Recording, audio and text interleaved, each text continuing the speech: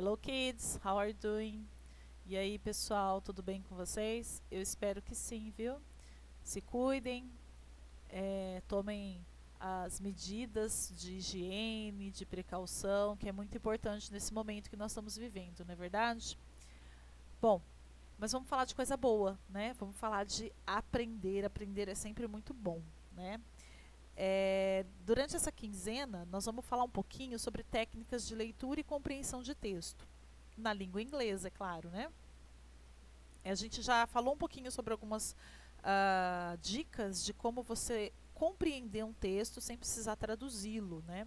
Mas agora a gente vai se aprofundar um pouquinho mais no assunto e você vai aprender alguns termos diferentes. Acompanha comigo aqui na tela, ó. O primeiro passo para se compreender um texto em língua inglesa ou em outra língua é observar a sua estrutura. Título, subtítulo, pistas tipográficas, o tipo de letra que foi usado, datas, números, gráficos, figuras, fotografias, palavras em negrito ou itálico, cabeçalhos, referências bibliográficas, reticências e várias outras informações que vão dando dicas daquilo que você está lendo. Essas informações completam as informações contidas no texto e, observadas antecipadamente, fazem com que se tenha uma ideia melhor do assunto em questão. Então é muito importante você fazer essa observação, tá bom?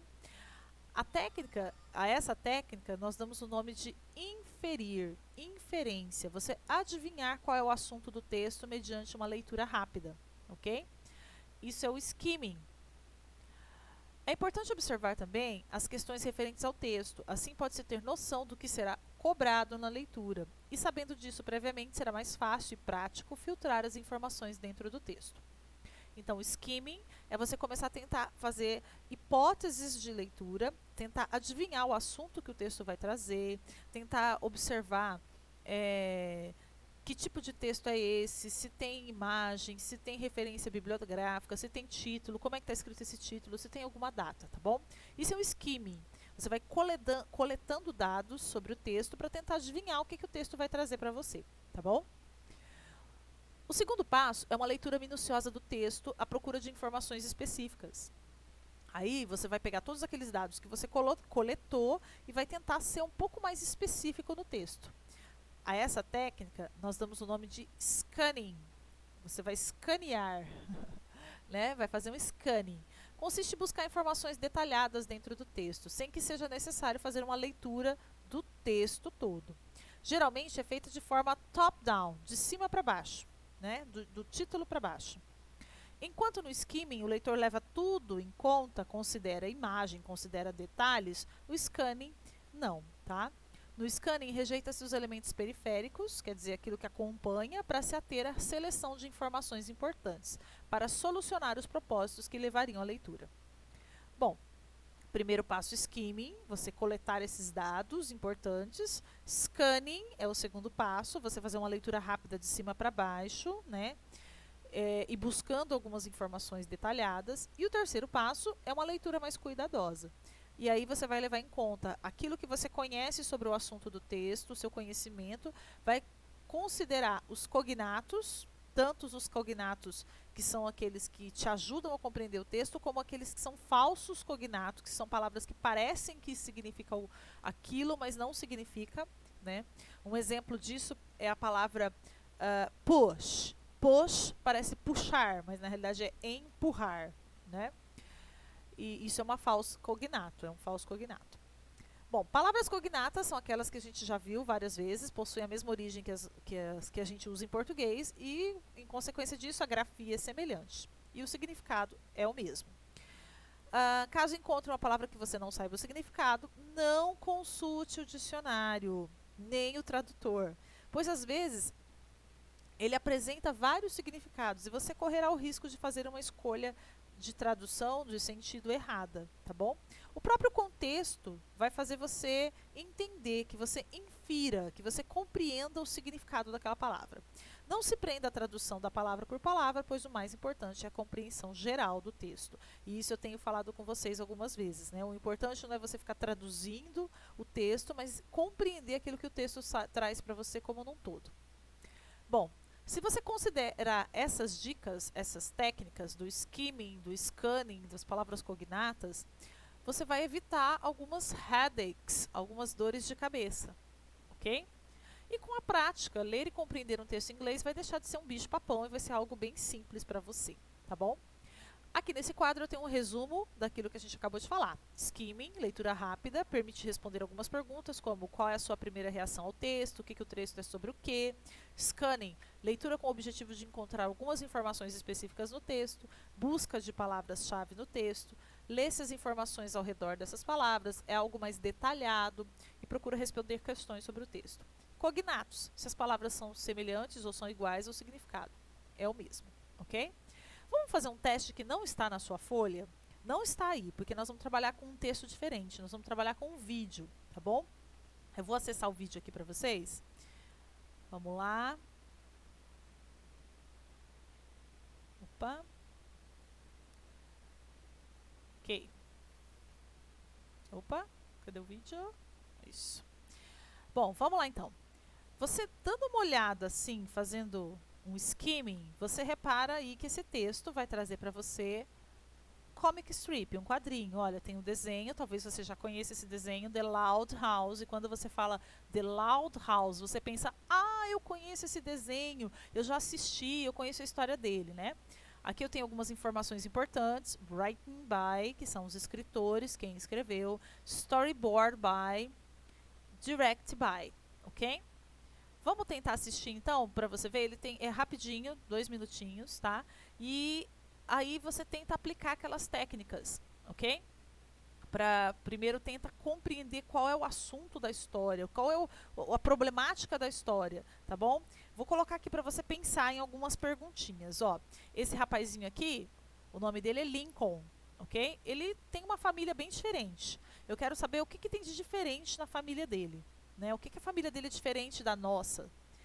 Depois, o Lincoln precisa chegar em algum lugar. E tá difícil dele chegar nesse lugar. Eu quero saber que lugar é esse. Tá bom? E quando ele consegue... E eu quero saber também como ele conseguiu chegar nesse lugar. Qual foi a estratégia que ele usou para chegar lá. Tá bom? E quando ele chegou lá, ele enfrentou um outro problema. Eu quero saber qual problema é esse. Então, vamos lá. 4 perguntinhas, tá? O que a família dele tem de diferente? Aonde o Lincoln quer chegar? Como ele resolveu o problema para chegar lá, porque ele não estava conseguindo. E por último, qual foi o problema que ele encontrou quando ele chegou naquele lugar? Vamos lá? É claro que vai estar em inglês, vai ter a legendinha aí para você, tá bom? Vamos lá? Ever wonder what it's like to grow up in a big family? Well, don't let the picture fool you. It's not all sugar and spice. Don't believe me? Welcome to the Loud House. Surviving in a big family can be challenging. Even the little things, like getting a turn in the bathroom, which is why I give you Lincoln Loud's 3 P's to go poo and pee. You're gonna need patience, perseverance, and most importantly, problem solving. With these 3 steps, you'll get into the bathroom every time, which is important, especially if you wait till the very last second to go into the breach. Luna, a little traveling music? You got it, bro. 1, 2, 3. Hey, Lincoln, you want to hear my poem? I do, but I have a pressing engagement. Lincoln, smell my new flower. Ha! Did you really think I'd fall for... It's not easy being this good. Clear the trap! Coming through! Score! Hold it, Lincoln. Play fashion photographer with me. I would, Lola, but I really have You play, or I'll tell Mom you were reading comics on the roof in your underwear again. Work the camera. That's it. Show me what you got. Who's a beauty queen? Lincoln, hey, I'm working. Check out my mud pie. It's nice and squishy. Gotta go. Now? Still pressing. Don't forget to carry the one. Does anyone know how to turn on this sucky thingy? Oh, got it. Beat it, twerp. Come on, Lori. No fair. I was here first. Well, I was born first. It looks like you have time now. My love is like water, bursting forth, like a dam breaking. All control lost. Water, rushing, churning, turning landscape to mud. Time runs out. Water, I fear the impending doom. My love. Could clear a room. Could clear a room. Time to put the 3rd P, problem solving, into action. I said I was... What are you doing with that? Lincoln, I'm warning you. Keep that thing away from me. Lincoln? Lincoln?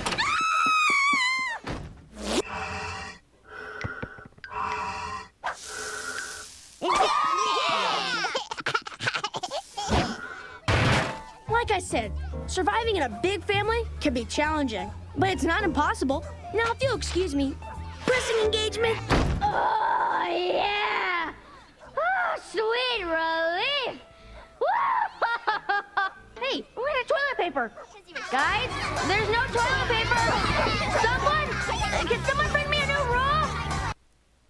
Ok. Vamos lá, então. Conseguiram perceber o que tem de diferente na família do Lincoln? É uma família grande, ele tem muitas irmãs, na verdade. E onde o Lincoln queria chegar? Se você respondeu que ele queria chegar ao banheiro, você acertou, né? Ele precisava ir ao banheiro, mas todo mundo queria o favor dele, todo mundo precisava da atenção dele. E aí a irmã mais velha resolveu usar o banheiro primeiro, porque segundo ela, nasceu primeiro. Então ela tem o direito de usar o banheiro primeiro. Bom, a primeira pergunta, então, nós respondemos, né, que a família do Lincoln é grande e ele tem muitas irmãs, e isso é o que é diferente. Depois, ele queria chegar ao banheiro e não conseguia. Como ele conseguiu resolver esse problema? Se você observou bem, uma das irmãs, a mais novinha, é um bebê. E parece que ninguém gosta de trocar a fralda do bebê. Então, Lincoln resolve usar isso a favor dele, troca a fralda do bebê e usa aquela fralda como uma arma, afastando as irmãs de perto dele. E assim, ele consegue entrar ao banheiro, consegue entrar no banheiro. Mas e aí, depois que ele entrou no banheiro, o que acontece? Qual é o grande problema que ele tem que enfrentar agora? Você sabe? Isso, se você respondeu que não tinha papel higiênico, você acertou. Lincoln não tinha papel para poder usar.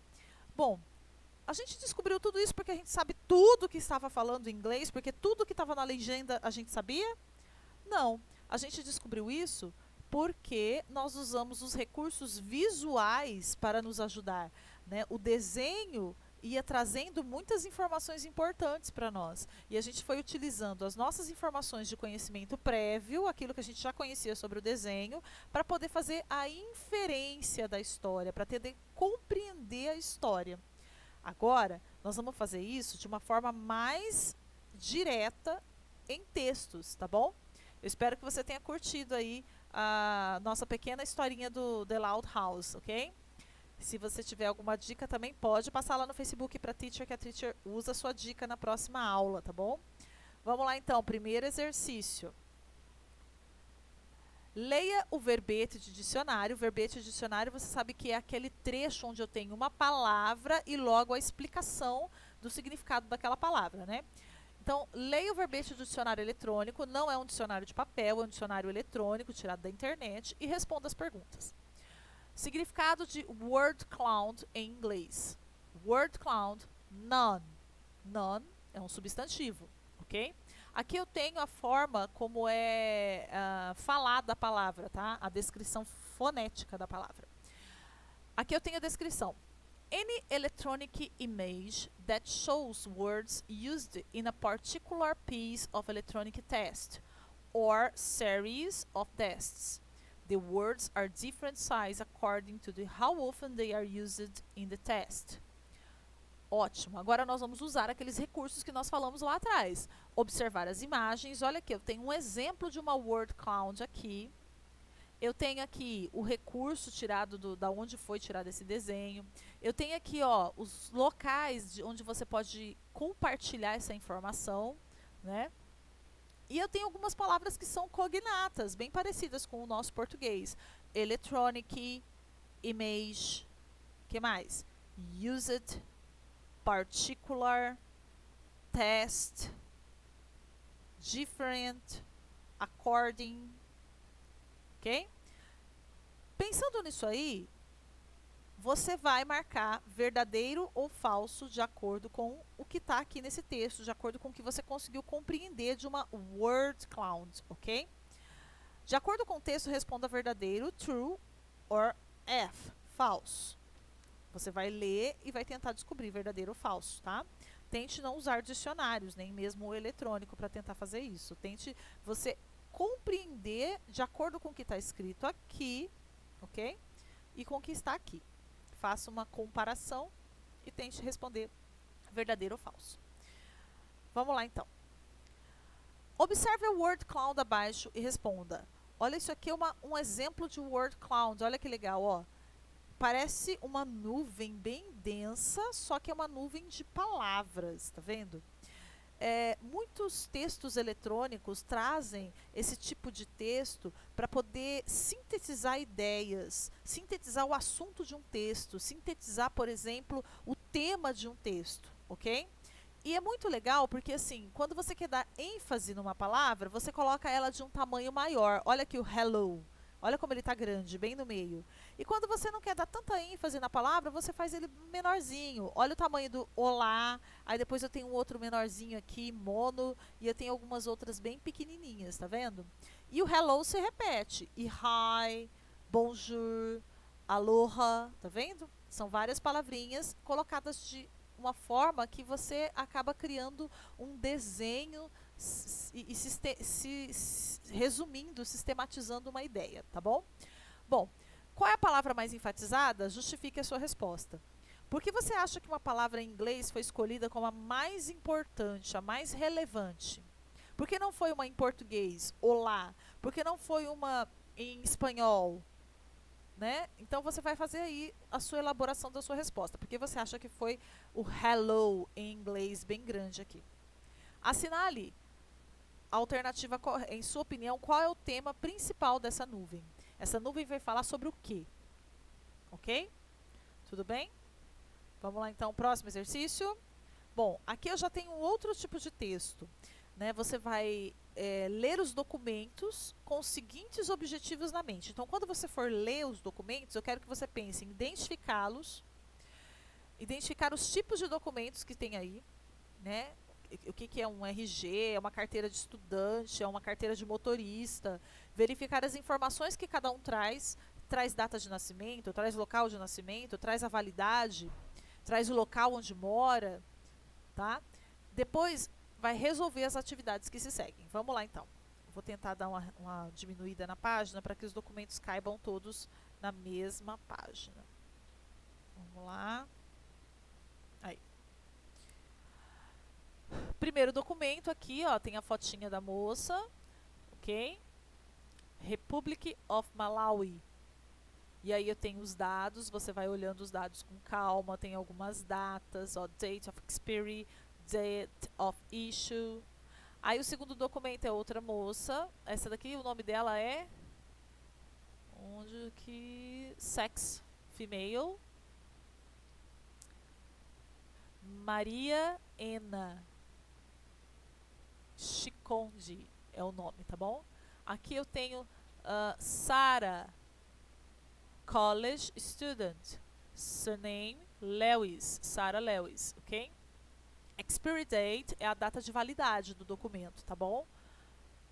Número 3, olha esse daqui, ó, driver's license. Aqui já não é mais uma mulher, é um homem, é o James Hogan, ok? E a quarto documento, olha só, é a Fernanda de Carvalho, República Federativa do Brasil, ok? Pensando nesses documentos, vamos lá responder as questões que estão aí.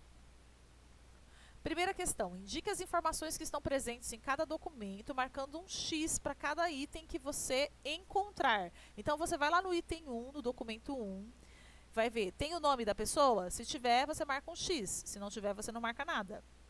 Tem o sobrenome dessa pessoa do documento 1? Se tiver, você marca um X aqui, se não, você não marca. Tem o nome do país de onde ela é? Se sim, marca o X, se não, deixa em branco. Data de nascimento dessa pessoa tem aqui? Date of birth, ou data de nascimento, se você encontrar lá, marca um xizinho. A validade do documento tem? Número de identificação, ok? Depois você vai fazer a mesma coisa com o documento 2 aqui, depois aqui com o documento 3 e aqui com o documento 4, ok? Bom, feito isso, por que algumas informações não aparecem em todos os documentos? Por que você acha isso? Por que alguns documentos têm data de validade e outro não? Por que um tem data de nascimento e outro não? Ok? Você vai tentar elaborar a sua resposta. Você vai tentar criar uma hipótese de resposta, tá bom? Letra B. Relacione cada documento com os tipos a seguir, escrevendo seus respectivos números. Então, por exemplo, carteira de estudante. Tem algum documento lá que é a carteira de estudante? Se tiver, você vai marcar o número dele. É o número 1, é o número 2, é o 3 ou é o 4. Carteira de identidade. Tem algum que é carteira de identidade? Se tiver, você vai marcar aqui. 1, 2, 3 ou 4. E carteira de motorista, a mesma coisa. Ok?